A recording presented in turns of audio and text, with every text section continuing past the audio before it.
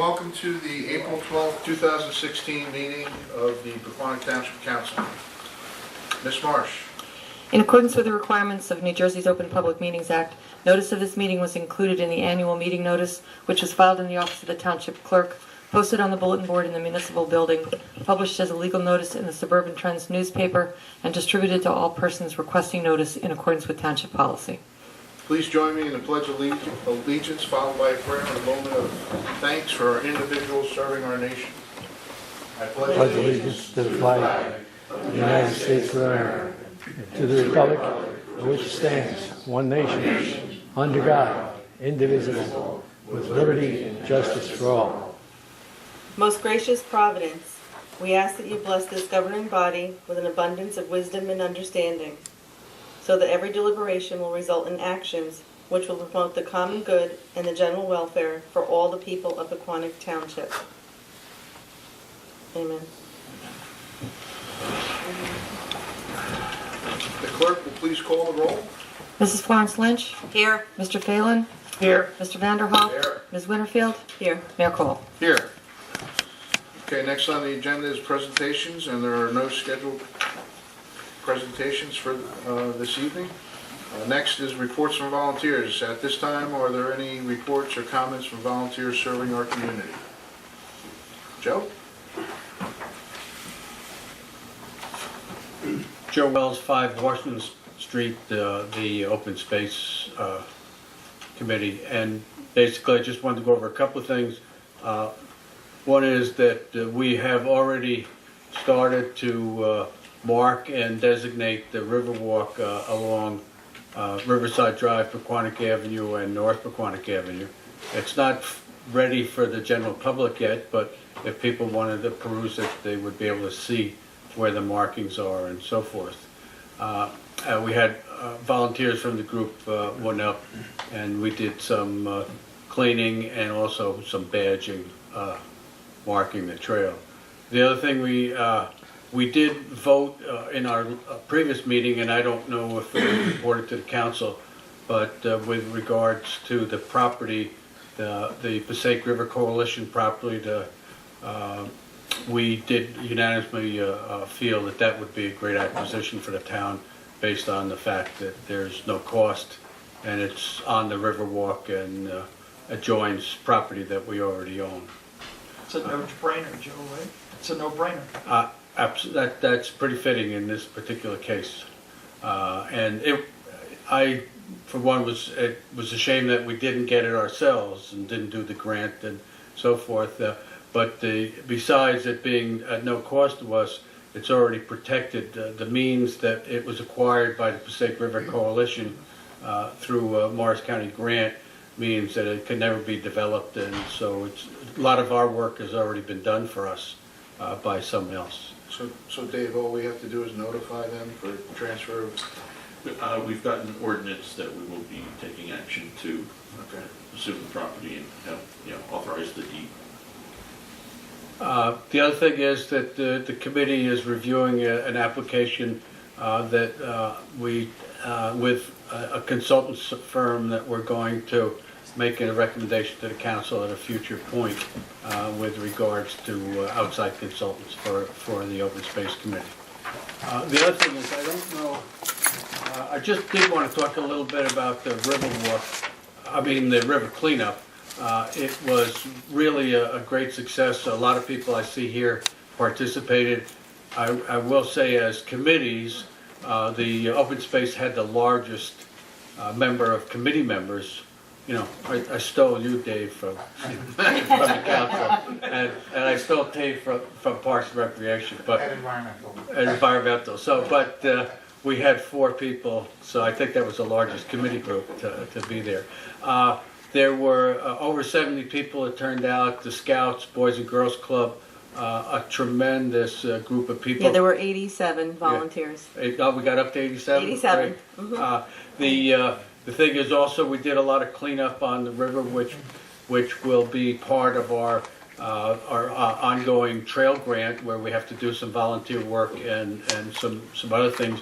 We're looking forward to the council appropriating that money to make that share grant work for us, and to complete with benches and some picnic tables, and really make the final stages of the Riverwalk complete at that point in time. But, so I look forward to, like everybody in town, the budget being accepted and that being part of it. And that's basically it. Any questions from the council? Did you ever think about putting a community garden, the second one over there, since the other one always fills up? There's a lot of room in many areas where we could utilize, basically the river walk and the benches and so forth only take up a very small portion of the overall properties. And so there's certainly many areas that could be developed for other things, and a garden would be probably one of the things that we could do.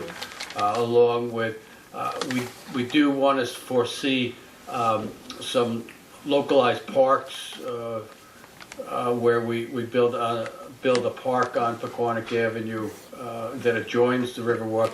And the other thing that maybe we can join the Riverwalk to Lyman Park to Washington Park. You know, in other words, a walking path that we have enough properties there, we could actually make a lineal path that would join the Riverwalk, Lyman Park, and Washington Park. A lot of walking areas in the town that we could improve.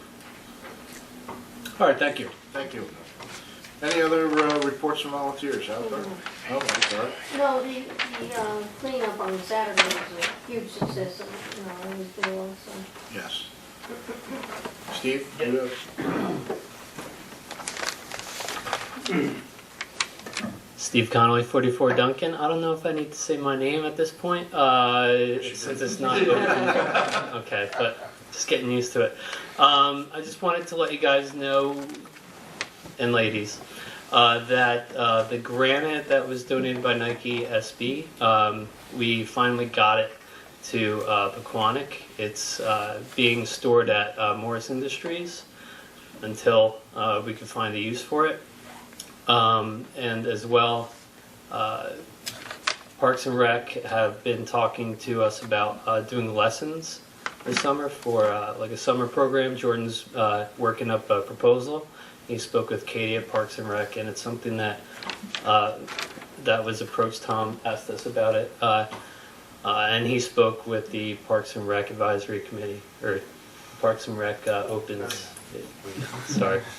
And they're pretty into the idea, so working on that. And then also the street fair. I don't know what's, nothing solid right now, but I've been speaking with Aaron at the Little Food Cafe. I'm going to talk to him after this, but they were interested in doing a skateboard demo or free skate, along with us having a booth during the street fair. So that's in the works as well. So that's about it. And our next meeting is? May 7th. Okay. Yeah. All right. All right, thanks. Any other reports from volunteers serving the community? The next item on the agenda is public comment. This public comment period will be limited to a total of 30 minutes. An additional period of public comment is reserved later in the meeting. Individuals are requested to limit their questions and comments to 3 minutes. If anyone wishes to address the council, please wait to be recognized and come to the microphone. Provide your name and address for the record. Alberta. Thank you.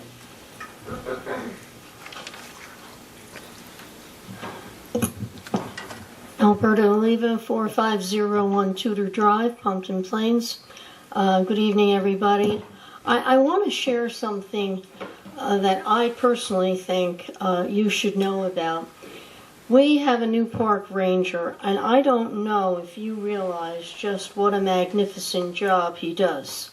We get a report every month at our meeting in Parks and Rec. They're detailed. They're just very good, and I've seen him working.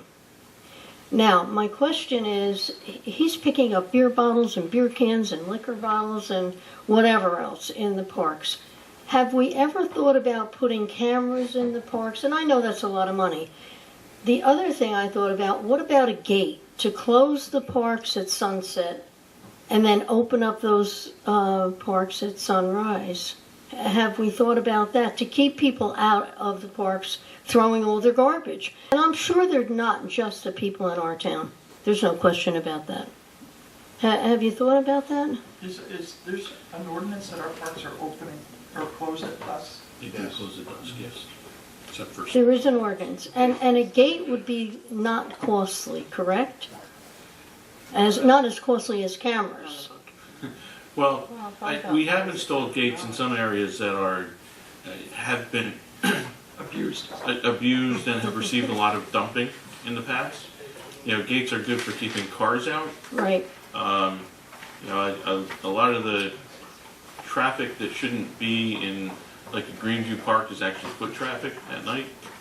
So there's really no way to secure the entire park that it is inaccessible.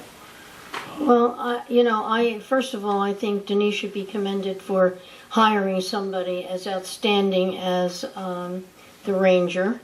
And I just think he's doing a great job, and he should be commended for it. And I think you should know, just what good he does. And Dave, you read the report with me every month, and there isn't a thing that he doesn't do.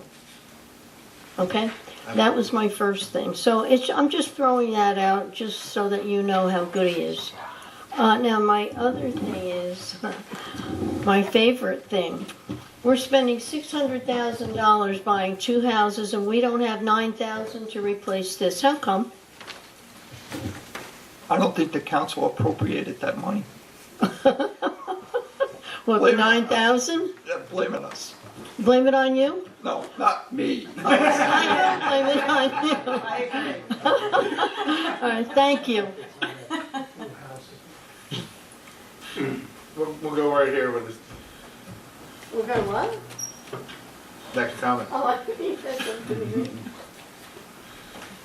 Kev Mesh, 9 Evans Place, Unit B. Greetings, Council. I'm a mental health recipient under Newbridge Services. They're in the community. They have several sites, and I'm sure everybody's probably familiar with them. I'm going to read an abridged grievance I filed with them and then make some comments about that. It's to Michelle Borden, Melissa White, Melody Federico at Newbridge Services. On the evening of Tuesday, March 22nd, 2016, the Pequannock police were once again at the residence of 9 Evans Place, Ponton Plains, where I live. This time I had called them for a second time in 2 nights because the other occupant, Niyam, was threatening me. When the police arrived, the other occupant would not open the door while inside his bedroom, nor communicate with them. The police, sensing he's not of stable mind, asked him yet again to open the door, eventually telling him that they would have to force the door open. At that point, Niyam told them that if they did so, he would have to use force himself. When they eventually put him in the arriving ambulance, the ambulance technician quickly jumped out the back of the ambulance saying they need an officer to ride with him because he was threatening the ambulance technician. I was outside to hear this communication. In the past 2 weeks prior to this, which is really what I'm trying to address tonight with the council, to this incident, when the threats were becoming more and more serious, I attempted to reach out to at least 5 different employees of Newbridge Services. These people are Ashley, my caseworker, Melissa White, Assistant Director of Supportive Housing, Trudy Monaco, Ad Hoc Therapist for Newbridge Services, Judy Latimer, Internal Ombudsman for Newbridge Services, and Michelle Borden, Assistant Director. Well, she's now the CEO of Newbridge Services. Of all 5 of them, none of them had the courtesy to return my call. In fact, I asked my caseworker to help me file this present grievance process, which Newbridge has made more and more difficult for me, and she never returned my call. The occupant's back. I actually had to sign myself into the hospital because I wasn't prepared for his return to the apartment, and that gave me a lot of downtime to hash over the issues, and he's back and I'm back, and things are quite a bit better. But what I'm addressing tonight is that I have feel that I have a very strained relationship with Newbridge Services. Like I said in the grievance, when these things were going on and building up, I just felt no support from Newbridge about this because I never heard back from anyone. And this has been typical. I've probably filed over about a dozen grievances trying to be proactive with what my concerns are. And I just say that, if there was a child in the, middle school or grade school, high school, that was failing, I think, somebody would probably take attention and try and help that person straighten out the situation. I just want to let the council know that I feel that Newbridge has been failing me, and I'd like to see some kind of correction for this. So I'm asking, I don't know, by show of hands or after the meeting, if one of the council members could take this, or the mayor could take this on as a project and help me there's a few certain issues that I'd like to advocate to help my progress as a mental health client in the community. Yeah, Sure. That's okay. We try to limit everybody's time so we have enough time for everybody. So not to I'm interrupt you, almost but one of the problems is we can only respond to things that are within our jurisdiction, right? That we have control over, and we don't really have control over Newbridge. They're a private organization. They are located in the township, as you know, and there's housing in the township. But they are their own nonprofit corporation. They're not a division of Pequannock Township or part of us. So while we can certainly communicate to them your coming here and your concerns and understand them, we really don't have control over them or that process. So I think we can certainly do that. We can indicate you came here and that you shared your concerns with the governing body. But I think ultimately you're going to have to address Newbridge directly. And it sounds like you're doing that. Well, really just I'm looking doing for us that, for but support. I don't claim you have control over them. Right. I mean, I'm not making that supposition. I'm just looking for some kind of third-party agency that would help mediate this situation so that I can get the services that I need, so I'm not placed in a situation like this again, or just to generally make myself put myself in a better position than I have been. So Understood. And maybe we could just reach out and let Newbridge know that he was here tonight and shared those concerns with us. And Do they work under the jurisdiction of the county, Newbridge, or who were Well, they reporting? No, they are their own. they're under the division, mental health and chemical dependencies. We do have contacts with Newbridge, and I'll reach out to my contacts with them and share your. Yeah, I appreciate it. And if I had an opportunity maybe to speak to the council, somebody here that I can express maybe what some of my needs might be in the future, so that, because, this whole process of being blocked out is very frustrating. So, I mean, I'm a mental health recipient. I mean, I'm suffering from a mental health diagnosis, and the kind of treatment doesn't help my mental health stability. Like I said, I had to place myself in the hospital just to deal with this situation as it went. All right, Kev, let Dave reach out, and then we'll, hopefully. Yeah. Can I get a contact number with you, Dave? Or? Sure. Yeah. Okay. Sure. After the. Yeah, no, if you want to just meet me right by the front door. Oh, okay. I'll give you All a right. card. Thank you very much. Any other, Nat? Sorry. Yes, Nat will do it. Nat. Nat Arkin, 303 Forest Glen in Pompton Plains. I'm also a member of CAP, which is the Coalition Against Pilgrim Pipeline. CAP is opposed to the pipeline because we think it is a potential danger to the residents of Pequannock and the rest of the area that it will go through, to its safety, its health, its water supply, and its property values. I just have a couple of questions for the mayor, and then one for David Holberg. And let me start with you, David Cole.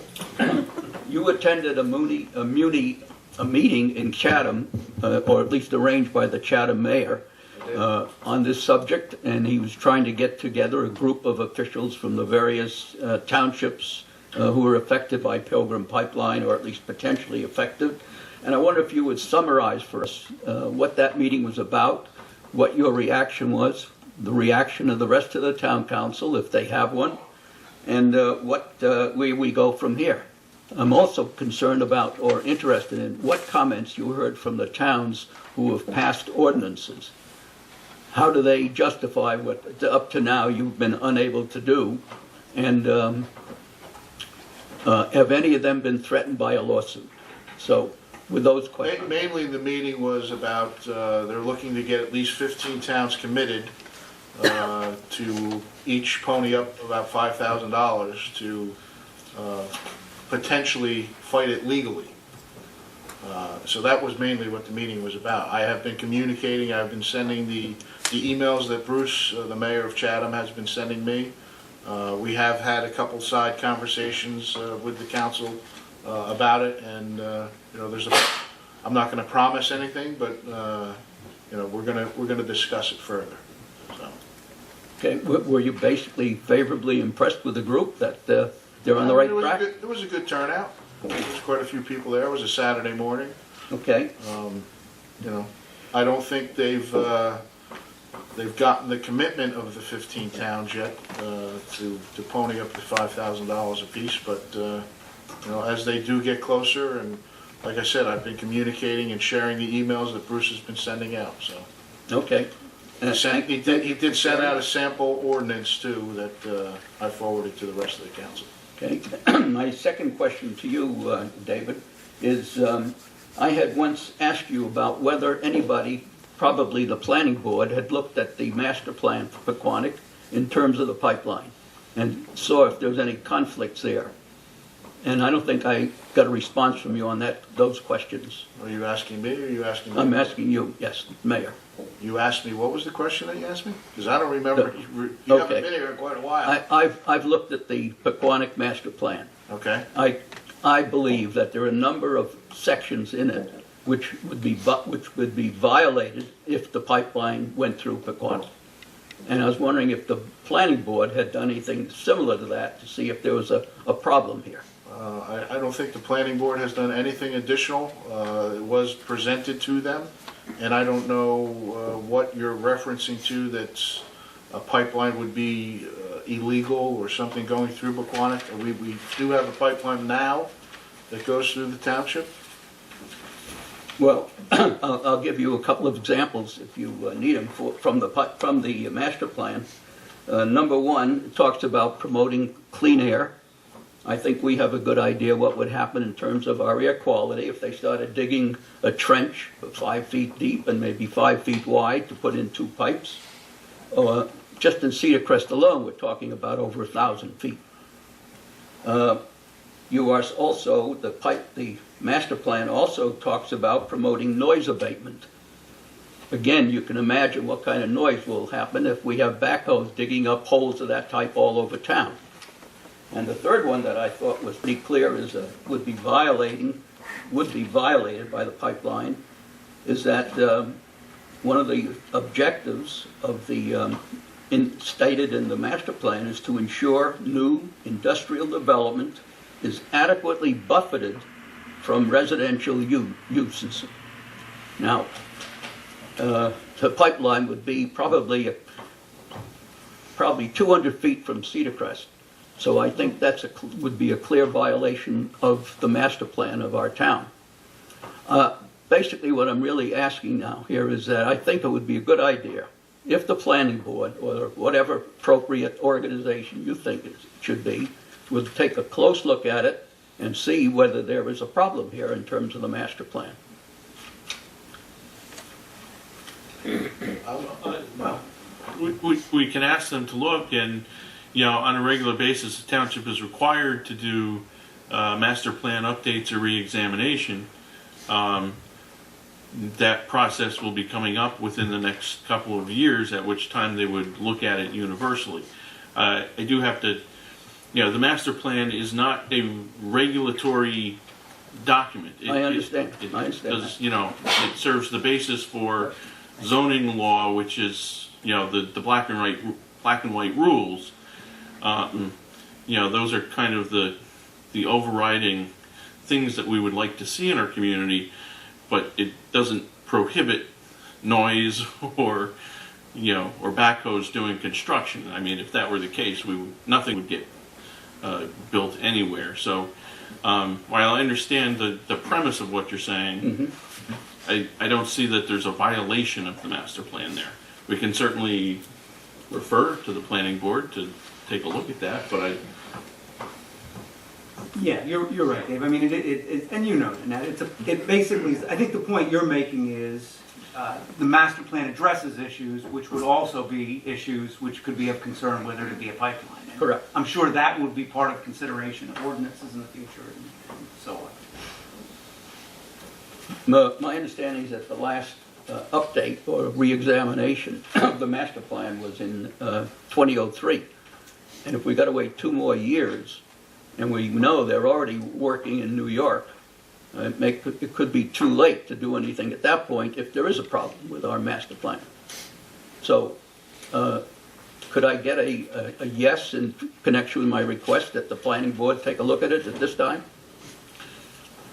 I think the planning board regularly looks at its master plan and we can certainly refer it to the planner. and outside of a re-examination, who initiates? The planning board initiates their master plan review. So you really have to bring that to the planning board and ask them to. So I should attend the planning board and make the suggestion to them. Okay. And now, one more question, and that one is for you, David Holt. What is the present status of the permission to survey to Pilgrim? The permission to... Has it ever been revoked, rescinded? It has not. Okay. I'd just like to read to you a little bit from our own November 14 opposition resolution, which was unanimously voted on by the town council. Number 2 under the resolution says that the town council calls for a moratorium on any and all planning, proposals, surveying, or construction of the Pilgrim Pipeline through the township of Pequannock. Now, with that clear a direction from the town council in a resolution, which I know is not the force of law, don't you think it is appropriate for us to rescind that permission to survey at this time? The permission to survey was given quite some time ago, and if they were to ask for an updated sign off or permission, I'd have to look at how that would impact on it. But I haven't been asked for that, and I don't know that they've been surveying here. Dave, and Bob, resolutions are only good for 1 year, correct? That's correct. Thank you. So I guess you're saying you don't see any problem between the resolution and not rescinding the resolution, and not rescinding the permission at this time? When they had committed, when this was discussed with them quite some time ago now, that they would communicate with us before they would come on township property. They haven't done that, so you're asking me to revoke something that I'm understanding you think there was some blanket permission given to come onto our property anytime. That's really not what occurred. Okay, then would you explain what actually, because I am under the clear impression that permission to survey was given to Pilgrim by probably you, David. When this was initially brought up, they requested permission to come on and do environmental surveys and so forth, and I did give them permission, but I asked them to communicate with me when that would be occurring, so I would be aware of it, and they have not done that. Okay, I'm not going to push this any further, but to me it's pretty clear that if the town council is unanimously opposed to the pipeline than to say, you know, you have permission to survey, just let us know when you're going to do it, is not sufficient to close the door on that. This is, to me, is really, you're enabling them to go ahead with this project, and your council has said, we don't want the project. And I have disagreed with you on the particular point of the environmental and historic survey from the very beginning. They've asked for permission to do their due diligence to determine an appropriate path. And I would think that that is information that we would want to have regardless of, you know, how we move forward. We would want that information, would we not? If there are environmental impacts or historic artifact impacts, don't we want that information? We don't want it if it's going to mean that it will help them to go ahead with this project. If they do not have this survey information and they file with the regulatory bodies of New Jersey is going to say, we want this information, and then I think we have some leverage in dealing with them. Well, Otherwise, I don't mean to cut you off, but I support Dave in his logic, in his reasoning. And I don't know how the other council members feel, but after Dave explained himself, I completely understand why he gave them permission, and I support his decision in the fact-finding. I think the more information we know about that area, the better off we can do. We need to operate on facts, not on things that we don't know. And I support Dave in his decision. Are you satisfied they'll share with you whatever information they Yes, dig up? That Yes. was my question. Do we have access to that information? Yeah, I think they would have to provide They that would be, information. whether they If were, it's part of a required right, survey or study, that has to be whether made they're going public. through with the project or not. And as a landowner, I think we have an absolute right to that. I think you made a correct decision, Dave. All right, I think I'm getting a no to my request. Thank you. John. Yes, sir. Good evening, my name's John Bannon, 212 Greenleaf Court, Pompton Plains. The same general area, and that is Cedar Crest. I'm here to talk about the other pipeline, Spectra. A lot of people in our community, and I imagine other parts of town where the pipeline goes through, and they've been good neighbors, I have to say that. I understand that, Jay, I think a year or two or so ago you said they've been here since 1952 or something like that. Someplace in the 50s. And each year they send letters out telling you what to look out for on safety issues. Not to everybody, but to quite a few people who live along the pipeline like I do. Since my wife is wheelchair bound and his wife is wheelchair bound, we're quite concerned and interested in this issue. And we've been in touch answering their letters they sent us with the Spectra people, and they've been kind enough to send us additional information. And their emergency response guide had a wealth of information. And going over that, there were certain things that troubled us. Back in 2002, a law was passed in the federal government required the Department of Transportation to designate certain areas, what they called high consequent areas. And they give several definitions of what it is: population density, areas where people congregate, and areas where the population is highly immobile. All three definitions fit Cedar Crest to a T, particularly where the population is highly immobile.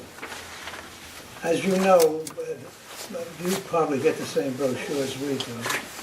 When there's a gas explosion or fire, contrary to what people say, stay in place till the rescuers come, they tell you to evacuate the area immediately. And then they have their own emergency response teams, and they don't want anybody from the local fire departments to go near the danger area until they tell the people what to do. They instruct the local fire emergency people they'll tell you where to set up a perimeter for safety reasons because of the radiant danger that an explosion of fire may be. So looking at their guidelines and what they do and the regulations from the high consequence area, it requires more stringent regulations on pipeline companies like Spectra to explore and initiate very strict guidelines on what they're supposed to do. And looking what's up there now and speaking with the people at Spectra, I would think that they would have the most modern type of safety equipment in place, particularly in an area where most of the people, a high percentage of our population is immobile. In my floor alone, there's at least 7 or 8 apartments with people who are wheelchair bound. And there's 6 or 7 stories in each building. So in any given building, you'll have 40 or 50 people who are wheelchair bound. They cannot evacuate in places we discussed back in December when we met, Dave. That's good for the high school because the kids can go out and run in front of the building. Our population is not that mobile. And when to put out a fire, ordinarily they come with chemicals or water to put out fires. Gas fires, they don't do that. They tell you you put a fire like that out by turning off the gas supply and let it burn itself out. So the important thing is to get the gas turned off. Now, as cited in the congressional report several years ago, the explosion in Edison, New Jersey took 2.5 hours to close off. And yet, if you go down the closest close-off point we have here in Pompton Plains and Pequannock is on the Cedar Crest, northern end of the Cedar Crest property, and the pipes come out of the ground. They're in an enclosure, and they have these wheels that you put on lugs, and they have a post next to that area. And if you need bigger wheels for leverage, you take the bigger wheel off, assuming somebody's going to run up into the woods there and turn this off. This looks like 19th century technology, not 21st century technology. They do have automatic cutoff switches, and they also have devices that can sniff out gas earlier than we can. They can give you all sorts of things of what to look out for. Gas is odorless, but they introduce chemicals in that should smell to the ordinary person like rotten eggs. But and look for other things that they give us a list of. We've wasted a lot of time with issues here, and we only have 30 minutes allegedly. But I'll get right down to it. They have a device that's called a combustible indicators. It's like the old canary in the mines, and the canary fell off the perch, everybody left. This is an early indicator, the up-to-date technology, to warn when there's a gas leak and a possible disaster. And also, we should have automatic shut-off valves, not only on the north end of our property, which is the northern end of Pequannock. We should have them on the other end of our property, or at least on the other end of Pequannock, because the pipeline goes through the whole town. So in this day and age, why we don't have automatic cutoff switches on each end of town, I don't know why.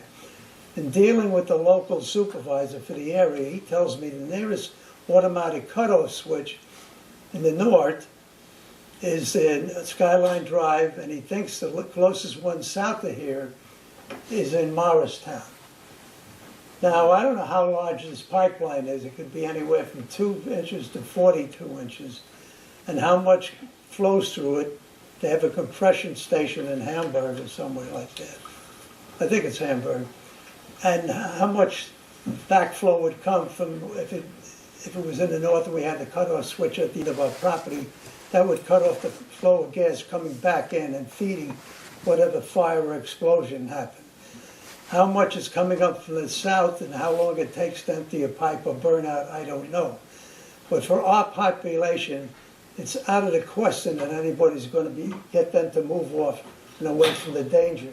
So we were asking you, what I'm asking you, and that and a lot of other people operating under our circumstances, is that you back us or support us or aid us and go forward to ask for this type of upscale technology to warn us as quickly as possible if there's an impending fire or explosion, and to have it installed. I think it's not only good for me and my wife and Nat's wife and him, but for the town, because it courses through the whole town. I would imagine it would affect people down in the Glens and people, I don't know exactly where it goes down the other end of town. It's close to the golf course, but also it's in the middle of a forest. And any time during the year, even in the year when we have rain, there's 2 or 3 week periods where it's very dry, and that area is a tinderbox.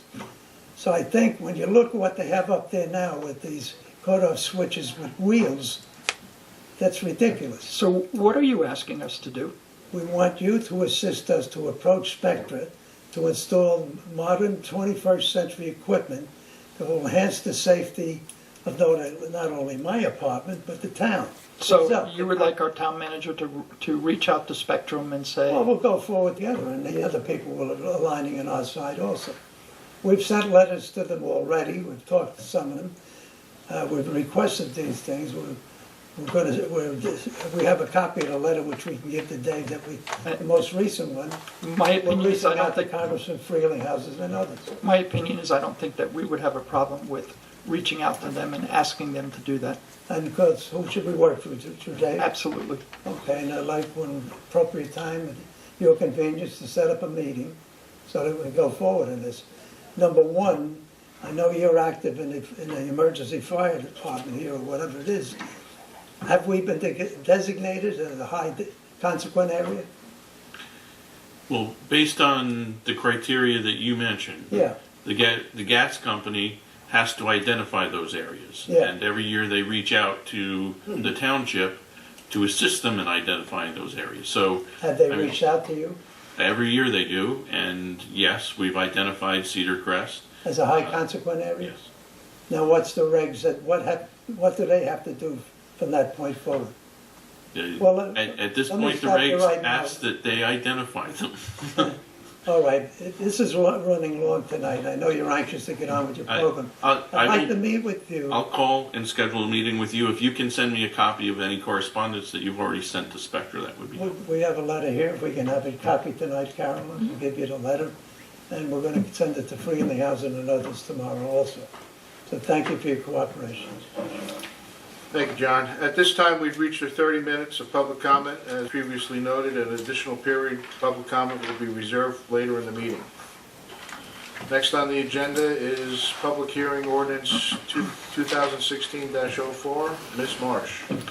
This is an ordinance to exceed the municipal budget appropriations limit and to establish a cap bank under NJSA 40A:4-45.14 for the year 2016. Do you have any comments before? No further comments. Okay. Are there any comments from council? Nope. You will do that. I make a motion to introduce. I'll make a motion to open it to the public. I'll make a motion to open it to the public. Is there anyone in the audience that has questions or comments on this ordinance? Please come to the microphone and identify yourself for the record. Oh, you're right. It's a public hearing. No one? Is there a motion to adopt this ordinance? I'll make a motion to close the public hearing. You'll get it right one of these days. I make a motion to approve 2016-04. I'll second. I'm sorry, we Roll one call. second. I skipped down one. Mrs. Florence Lynch? Yes. Mr. Phelan? Yes. Mr. Vanderhoff? Yes. Ms. Winterfield? Yes. Mayor Cole? Yes. Next on the agenda is ordinance I'm all set for introductions. introductions. Ms. Marsh? This is ordinance 2016-05, authorizing the sale of certain property owned by the Township of Pequannock, known as Block 4101, Lot 13, which is not required for public purposes pursuant to NJSA 40A:12-13 at sequence. This is that property that we... Same property. This is round two. Round two. Yeah, that was the question. So the difference here is just the price, right? No, we said a No, minimum. it's the same price. They want to pay it in 4 Oh, installments. that was the only difference, okay. I was trying to figure out what the difference was. I know. I was like, what's the price? Any other comments? And they didn't bid the last. Right, so I thought maybe the price was changing because nobody bid it. No, well, the attorney representing the property owner reached back out to the township after they received some enforcement issues, because nothing had been done last year. After some back and forth discussion, we determined that they were interested last year, but did not have the funds available. Instead, if we'd known that, we perhaps could have made some arrangements last year. So this is the result of discussions with the property owner's representative. We believe that this will be, conceived and purchased this time. So Jake, go ahead. Yeah, is there a motion to introduce this ordinance? I on make a first motion reading? to introduce 2016-05. Second. Roll call. Mrs. Florence Lynch? Yes. Mr. Phelan? Yes. Mr. Vanderhoff? Yes. Ms. Winterfield? Yes. Mayor Cole? Yes. Next on the agenda is items resolution. Ms. Marsh. Beginning with Resolution 2016-83, authorizing tax office refunds, overpayments, or cancellations. 2016-84, adopting an extended 2016 temporary budget. 2016-85, authorizing amendment to Green Acres project agreement. R 2016-86, approving change orders number 6 through 16 for the Village Area Sewer Project, and increasing the contract with Underground Utilities Corporation to a revised contract price of $13,756,017.30. R 2016-87, authorizing the execution of an interlocal agreement between the Township of Pequannock and the Board of Education of Pequannock Township for the installation of emergency generator at the Pequannock Township High School. And 2016-88, approving payment of the itemized claims as set forth on that should be April 7th, 2016 bill list. Oh, we paid for that? Are there any comments on the resolution from council? I got a couple. I had a few too when you get a chance. Have we, 2016-87, have we discussed this further with Brett, because the new superintendent, I know he had questions for us. Brett was at the meeting that we discussed this. Okay. And what exactly is the Green Acre project? Question. There's some big numbers in there. Yeah, that was an increase from something that was. Green Acres, that's the planning incentive grant that we've been involved with for many years. The program works on a rolling basis. Every couple of years in the general election, when they have a ballot question asking for more money for open space, this is the program that funds. So the way the planning incentive works is after your initial grant application where you're approved, you then kind of draw down on available funds through property purchases, and then when you've exhausted those funds, you request an increase in the threshold so that you are eligible for the next round of funding. So we've been using these funds for probably the better part of 12 years.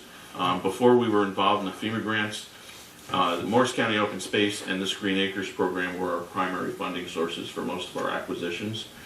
So that the numbers appear large because they're cumulative since the beginning of the program.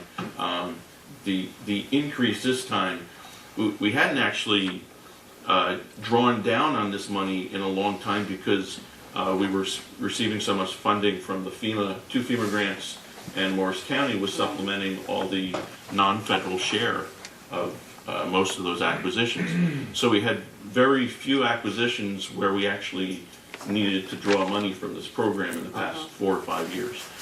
There were a couple outstanding ones, so we have kind of packaged everything up, and we are essentially up to date with all of our purchases, and this is kind of the next step to make sure that we still have some funding available for future purchases. So the award was the 2.3, and then we requested an additional 300. Or Right, something, we're Okay. already a participant in the program, Right. and as we consume the funds that we are authorized to spend, we then ask for increases. It's like asking for an increase in your allowance, kind of. Okay. Any other questions? Yeah, I had a few, real quick. One had to do with, let's see, I think I brought this up one other time, and I just wanted to make sure, because a couple of people had asked me. So with the sewer project, I noticed, like, looking at change orders and things like that.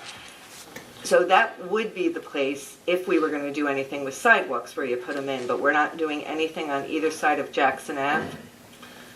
Well, some Right, they fixed some of them. sidewalks Right, that's where what I they were noticed. disturbed as part of the sewer construction, They're the only ones. we Okay. wanted the sewer contractor to be responsible for that. All right, Because of the way we're going to be managing repaving as a separate project, we essentially wanted to try and close out our work with the sewer contractor, Right. which is, this is part of that process. So we can kind of get them finished up and out, right, so and then any additional work we'll do. So it's just that some areas look the so great sidewalk- now, yeah, and the some look so sidewalk work bad. that they're going to be responsible for is done. Right, That Okay. doesn't mean we're not going to do more, Okay. and there will be some curb work before we do the paving. We're Okay. going to have to address sidewalks separately, probably. okay. I just noticed that now some areas look great and other areas look Yeah, it's the bad just problem on with that doing strip. it, so. Yeah. And then my other question was, I was just trying to figure out, I saw that Firehouse 2, it said hooked up and abandonment of the septic, but wasn't that with the No, last it's- project? One, Fire Company One. It said, did I look at that wrong? If you look at that sheet you Well- sent around, Shouldn't have, you accidentally, I think, put Fire Company 2, unless I read it wrong. Just look at that spreadsheet. Unless I read it wrong. Here, I highlighted it. It says connection of Firehouse Company 2 to sewer. That's Yeah, a it should be mistake. one. Okay, I just wanted to make sure. I was like, wait a minute. Good catch, Melissa. And then, what was the, I know, I feel like, whoa. yeah. I double checked the money numbers, I don't know. No, I know, I just was, and this is just a general, I mean, it's too late now, but it's just a general question. Somebody had approached me. This strip mall behind, the one that Pizza Man is in, they're not on sewers, right? Because somebody had approached me. They are. Are they? Okay. They have access to sewers. Oh, okay, that's what I wanted to It's up know. to the property owner Got it. to, Hook. Yeah. Oh, all right. One of the tenants in the building had asked me about it because they kept saying the septic was shot and if talk they to were his hooking landlord. up. And that's what I said, talk to your landlord because yeah, you might no, be in they that. absolutely have Right. the ability to connect now. Okay. And the last question was there ever any discussions about the Legion with the hookup, or are they going to be responsible for that whole thing? Under the ordinance, they are responsible. Okay. I just wondered if there was something, I don't know. I guess that's something outside this meeting. If there was just... Are Yeah, I mean, nonprofits it's just- treated they're- Yeah, I wondered if nonprofits were treated, and like, is the Legion and Pequannock hooked up from the last, or they weren't part of that program? I was just curious how they handle these nonprofits, and if, Yeah, there's sewers there, I would say yes. I was just curious. I'll double check, but I mean, I guess it's a conversation more for outside this meeting, that maybe. Well, when it comes time to do the assessments, Right, that can be a Addressed. discussion, but nonprofits generally are subject to sewer assessments. But didn't like they all all received the letter, didn't they? They all received the letter. well, they wouldn't have the last 19 properties have not received the letter yet. Okay, because they're not ready to go? Because we hadn't received the final testing as of 2 weeks ago, but Okay. supposedly that's done, and I should be getting the final certification any day now. So they will be getting a letter within the next couple of weeks. I think it's up to the council to discuss that whole situation Right. when we get to the assessment part of it and to take into consideration certain things, that's all. You know, Dave, I didn't realize that the application was so expensive either. I saw one of the letters, it was like $1,000. Well, that includes the connection based on. That's all, so it's all rolled up. Yeah, and when we went through our process to try and streamline it, one of the complaints that we had is that people felt like they were getting charged here and there and this and that. So we tried to combine everything so that when we tell you a number, that's the number. And it includes the connection fee and the permit and whatever else. But now we've sent out that letter, but we haven't scheduled a meeting yet, or, That's, No, the that's not for a assessment is while. something different. Yeah. Right, assessment Yeah. is when we come down and say, this is what you guys. And we are haven't gonna done pay. that yet. The, So the the letter's connection just for the process hookup. is different than the assessment process. All right. So once the sewers are complete, which they are now, people have the ability to connect. We can't levy the assessments until we close out with the contractor, pay all the final bills, and go through an appraisal process to determine the cost benefit to each property. But they're still gonna have an expense to hook up, it's a personal Yes. expense for the Mhm. property, and Yes. that's where, and I did, thank you, I did get your email about the grant. But I thought we were gonna try to put something in that letter about the grant, and there wasn't, I can't find that grant you're talking about that's Morris County, I know I saw it once before. But I thought we were gonna put that in there so people could start to do their homework. For the assessment, because it would be. There wouldn't be this- anything for the hookup, you don't think? There might be. But I think it was just for like home and something, it was something loosely I about. think, yeah, I think there Yeah, is. right, because the hookup is not only the price of the art Right. fees and the hookup, but then the contractor who does the actual digging and Right. puts the Right, pipe so I in thought and that the grant could takes help the- with them with that. Takes the yeah. septic out, I mean, you're talking. Right, the abandonment of the septic, all Right. that type of stuff. Right, I thought that But we program would haven't- cover that, and I thought that would be in that letter, but when. See, okay, so there's a couple, this process, and the two things occur separately, the connection, so the sewers And the are assessment there, later and on. the assessments. Right, So now everyone's been noticed that they can connect, there's. right, but when I the had hoped that timeframe we would starts, put in that letter when that we- information. Does But I that don't think letter it have the amount that it costs for the hookup? If they want to connect, I mean, it contains yeah. the amount Okay. that they owe in municipal fees. Got it. They That's have it. to hire their contractor They're separately. responsible for that. Right, they can't, the contractor cannot start until they pay those fees, correct? Right, but I thought that we were going to try to let them know about this grant in Morris Educate County them. in there. I thought it would be in that And letter, and it I wasn't. thought that was going to be part of the. Well, it's a little too late. Mandatory assessment and mandatory connection. I thought it was gonna be for whatever we could help them with. And I think that grant in Morris County does help for you to do things like that. Can always send out a separate letter if we have to, Yeah, correct? If maybe, we get the because in other information. words, Well- instead of giving it to them at the 11th hour when we're forcing them all to hook up, the people that are voluntarily hooking up now. Because as I told you, there's a couple of Right. people talking to me who are just really in dire straits. They need to hook up, but they don't have funds, so they need help.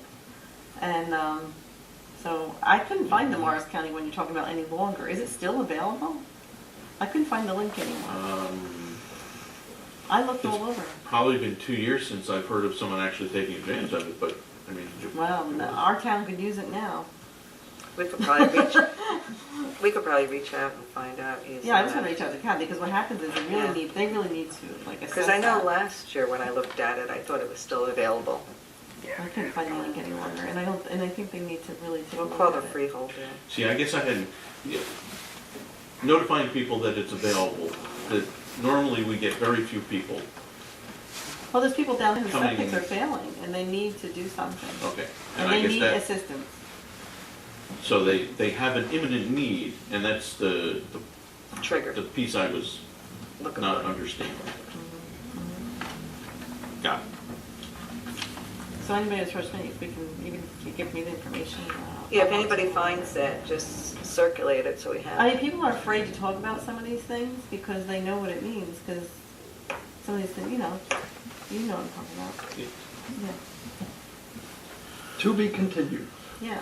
Are there any other comments? Well, just one other comment on the change orders. I know there's a lot, most of them are fairly minor.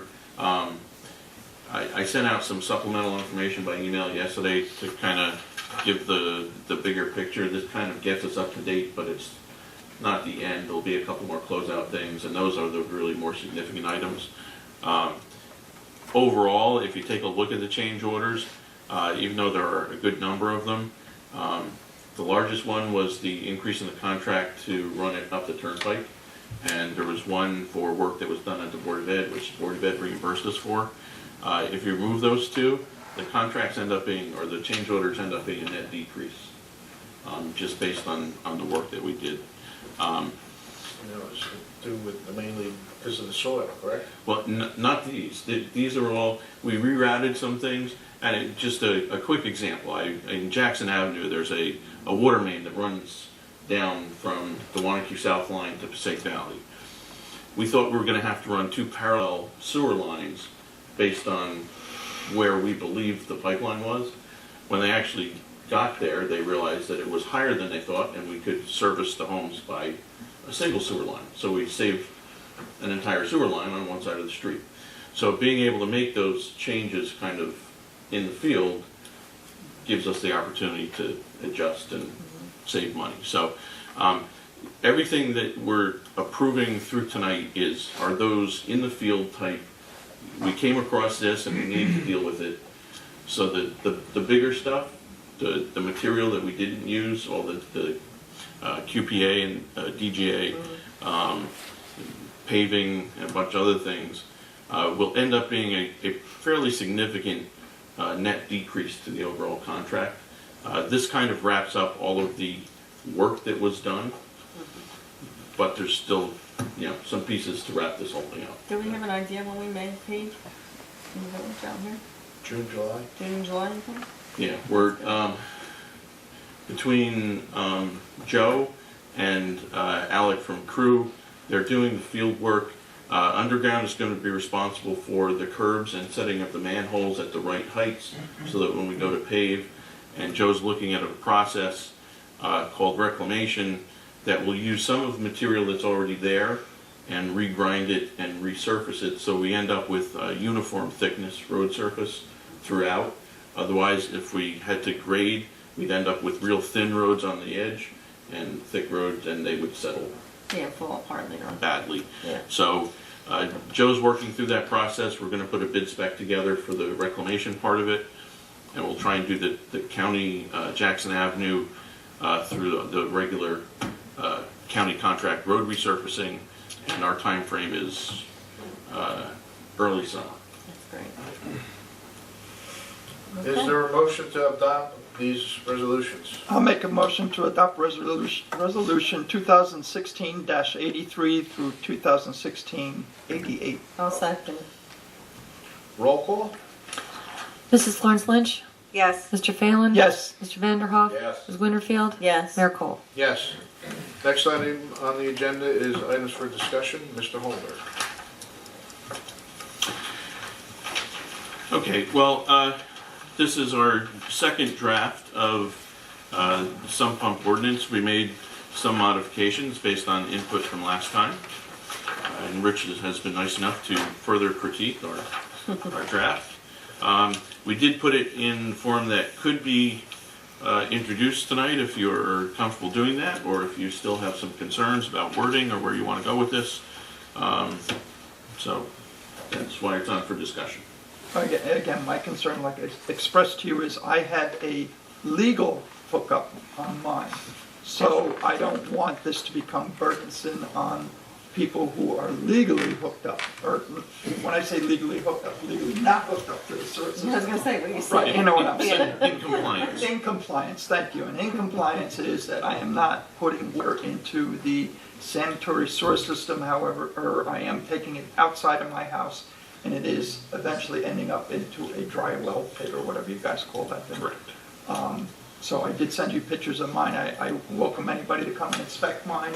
Mine is a permanent setup. I told you when I moved in the house, it was not hooked up that way. It was hooked up incorrectly, which I made the changes to, not realizing that we did not have an ordinance that said that I had to do it. Well, and there are components of this ordinance that are already in place, either in other areas of our local code or in the construction code. Part of the idea of this was to kind of unify or codify all of the concepts that would be important to this process in one place. So that someone could go through this and kind of have the full picture and not have to be picking pieces out from different places. The intent always has been to educate the public who just don't understand that it's a problem to be putting sump pump or clean water into the sanitary sewer system. It's costly for us and for all of the residents who are connected to sewers. And secondly, to get compliance within a reasonable time period voluntarily. And so that's what we tried to set up. And to the extent that we can make it read and understood that way, that's really where we want to be in the end of this. Are we okay with introducing it tonight, or? I'm okay with introducing it. I'm the one. I'm fine. I think we're okay with introducing if anything else agree. comes up. As So long how as about it's that? understood that somebody who is in compliance should not have to worry Right. about. That's section B where, Because most where people you, are putting where it it's to a allowed to be driveway. discharged. Driveway. Yes, that Right. specifically applies to, You know, storm drain. Yeah, Why? because I asked my husband, We he's don't like, look well, for yeah, everybody should be enforcement. putting it into a driveway. Always compliance with our town. no, the question is a good one. The question is because we put in this in subsection, I guess, 030B, what happens when you disconnect, where you're allowed to put the sump pump once you disconnect, where it's allowed to drain to. But what we say right in the beginning is this section applies upon disconnection of the system after adoption of this ordinance. Right, So mine is if it was already- done already, Right. this section doesn't apply. Grandfather. Yeah. I'm grandfather. I actually brought pictures of mine if anybody wants to look at it, but some pumps are not that exciting. Can we get a motion? I'll make- Well, we gotta give it a number, right? Or is it a number? Yeah, I'll make a motion to introduce it since I'm the one who had been, May I interrupt? yes. How about if I read it by title before we Yeah, introduce it? that's Yeah, it. sure.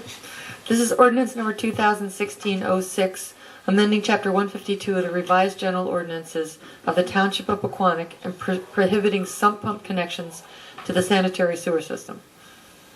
I'll make a motion to introduce ordinance 2016-06. I'll second it. Roll call? Mrs. Florence Lynch? Yes, Mr. Phelan? Yes. Mr. Vanderhoff? Yes. Ms. Winterfield? Yes. Mayor Cole? Yes. Next on the agenda is reports and notices. There are no reports and notices for this evening. Next on the agenda is the manager's report. Mr. Holberg. An updated project status report is attached. Property owners within the village area sewer project area have been notified that they may connect to the sewer system. Township has been awarded a DOT grant for approximately $190,000 for Phase 1 of the Mountain Avenue reconstruction project. Design and engineering will be completed this year for a 2017 bid and construction project. Township is working on a grant application for FMA funding to elevate high-risk homes in the floodplain. Based on a planning project that was undertaken last year, the next high-risk target area will include the Voorhees Village Romont Road area.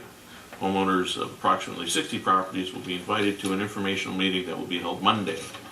Residents will have a chance to learn about the process, and they will be asked whether they want to be included in the grant application. So this is the second. are they getting letters or how are you? Letters went out today. Good. I'm meeting with the flood committee on Thursday, Right. and to the extent they are available, I'm going to ask them to go door to door over the weekend. Okay. What time's that meeting start? 7 o'clock at Senior House. Okay. So this is the second round of grants. Yes. Uh-huh. You hear that, Nick? Second round, Nick. I'm Okay, we'll just- making sure Ryan knows. He knows everything. We keep him informed. Since we're hitting his neighborhood. Right. Okay, next on the agenda is council reports and announcements. Councilwoman Florence Lynch. I don't really have anything, just since Louise wasn't here tonight, I'll just mention that we had 2 grand openings, ribbon cuttings within the last week or so. One was just the other day at a place called Retool, which is an interesting concept. It's a consignment store, but it's hand tools and power tools. So, if you haven't stopped in, it's right on Evans Place behind Quick Check. They're in that little strip mall, and he's looking for tools too. You can bring tools to him, and he works at a thing, you get so much, and he keeps a percentage, and you get a percentage if he sells your tools. So, or if you're looking for tools, he had a lot of things in there. We also did a ribbon cutting and grand opening at a Caribbean food store a couple weeks back, I think it was. It's like a grocery store, and it's on Route 23 in the strip mall by KC Bagels. It's called Shanty's Caribbean Shop. And there's one coming up this Thursday at 3 o'clock. It's Farmers Insurance, and that's right alongside Shamrock in that strip mall in there. What else do I have? We have, as Dave mentioned, our flood meeting is this Thursday at 7:30. And the environmental commission is meeting tomorrow here at 7:30 p.m. And that's it. Thank you. Councilman Fast? The skate park, I think Steve already took care of that, right, Steve? So I really have nothing. Okay. Councilman Vanderoff? As Rich said earlier, the planning board's gonna have the Board of Education in, looking for a digital sign at the high school. Not looking, telling us. I think the council really should look at locations in town that we would allow them. My suggestion is the high school, since it's going to be on a generator for emergency notice. 2 fire departments are definitely interested, and probably DPW and town hall. And if we create a policy, that would limit them, and that would be it, because every school's going to want one, and I don't think that's appropriate. I agree with Jay. I think that we should have several signs around, but that's it. Those I are do too, we just information need to signs. see where the, We where just said the where cutoff the- is. Well, that's one of the 5%, yes. Yeah. Oh, I agree, we should do something. Anything else? Light up the Okay, flag. That's it. Councilwoman Winterfield? I saw your email, Dave, about the water and the sewer. I think maybe we should set up, and this is a suggestion for council, a separate little workshop where we can talk about that. Because Can't hear it's you. a lot. That's. Can't hear. Can't hear. No, I'm suggesting that we have a workshop to talk about sewer and water rates. Because we're going to talk about it for next budget season, but we need to prepare ourselves. Because there's talk about increasing it. Let's take it one step further, Kathy. And I'm against the increases. There you go. Yeah, but there's a lot to digest. You sent a lot of information. I think we need to really talk about it. So that's just a suggestion. Sure. Maybe in the summertime or something. It's a little slow. When it's hot outside and water sprinklers are running. Yeah, right. Yeah. And also, a few people have approached me about us putting on our agenda about the dog ordinance. I thought we didn't do anything on that? We No, talked we're going about to talk about it, I think, in the future. Yes. So I think the future's here. I thought we had agreed on what we wanted to do. But I don't think we did anything to change the We ordinance. did, but we didn't finalize it. We Yeah. did, but we didn't finalize it. We Me talked and Lee about can it. talk We about didn't it. do an ordinance, we didn't do anything? No, there's an item for discussion. Wow, okay. And then, if there was any status on the oil tank for the Martin Berry house? The attorney I spoke to today, he has not had a chance to talk to her yet. He promised me he will do it as soon as he can. Okay, So. Because I guess we can't move forward on that. We can't move forward until that's done. okay, all right.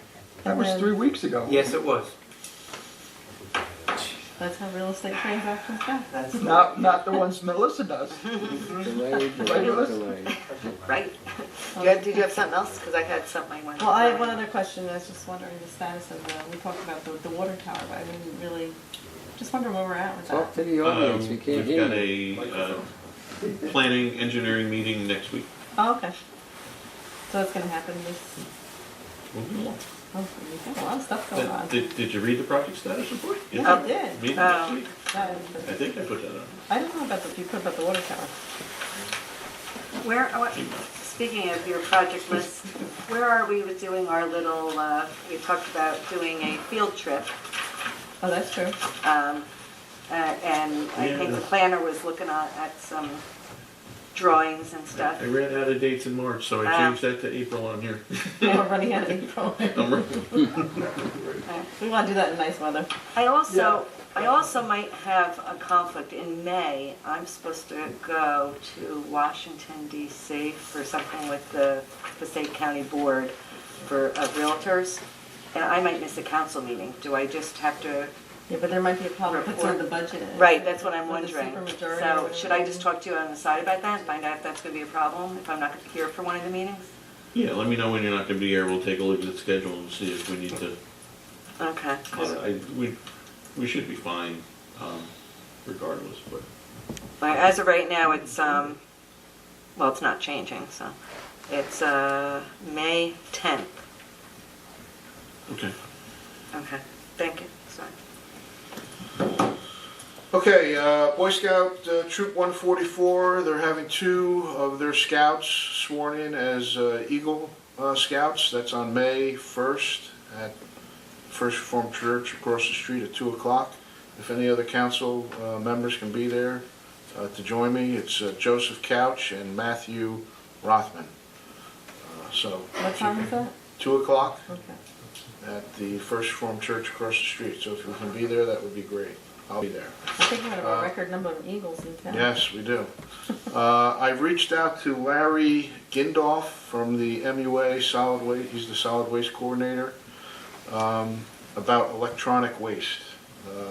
Best Buy now charges $25 per TV, and they do not accept all TVs. The rear projection TVs, they will not take. So I think it's going to become a real issue in town. Larry said that he will check with the vendor that they use to see if they will be able to accommodate us. The deal is we provide the dumpster and they pick up for free, which I thought was kind of puzzling why we've never taken advantage of that. Yeah. Well, we past. have asked them before, and they have not been receptive to providing. He did say, don't tell anyone. Don't hold your breath. Okay.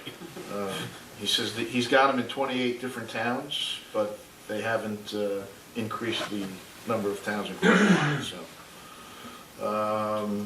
the Riverwalk cleanup was this past Saturday. I thought it was great. There was members from the skateboard group there, Boys and Girls Club, Boy Scouts, and a bunch of other volunteers. Joe and Frank had vehicles there hauling stuff away. So I wanted to thank everyone that participated in that. Our township attorney and his daughters were there too. So We'll have to make sure we were doing it legally. yes. Yeah, right. The Little League Parade is this Saturday. I believe it starts at 8:30 at PV School and goes down to Washington Park Field 1. I've been working on my throwing arm. I get to throw out my first pitch.